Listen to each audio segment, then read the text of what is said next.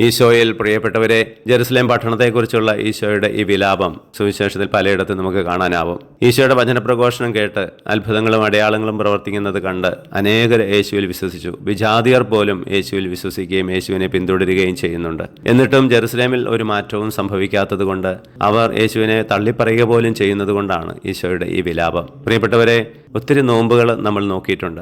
ഒത്തിരി വിശുദ്ധ വാരങ്ങളിലൂടെ കടന്നുപോയി. വീണ്ടും അതാ ഒരു വിശുദ്ധ വാരത്തിലേക്ക് നമ്മൾ പ്രവേശിച്ചിരിക്കുക. നമ്മുടെ ജീവിതത്തിലെ പരിവർത്തനങ്ങൾ, മാറ്റം, അനുതാപം ഇതൊക്കെ ഈശോ ആഗ്രഹിക്കുന്നുണ്ട്. നമ്മളെക്കുറിച്ചും ഈശോ വിലപിക്കുന്നുണ്ടോ? നമ്മൾ പ്രതീക്ഷിക്കുന്ന ഫലങ്ങൾ നമ്മൾ കൊടുക്കുന്നുണ്ടോ? നമ്മൾ ആഗ്രഹിക്കുന്ന രീതിയിൽ ജീവിക്കാൻ ചിലപ്പോൾ നമ്മൾ ശ്രമിക്കുന്നുണ്ടാവാം.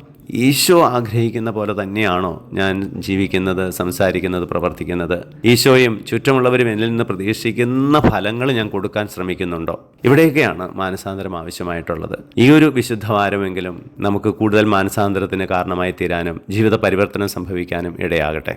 ഈശോയെ ഞങ്ങളെ അനുഗ്രഹിക്കണമേ, ഇപ്പോഴും എപ്പോഴും എന്നേക്കും. ആമേൻ.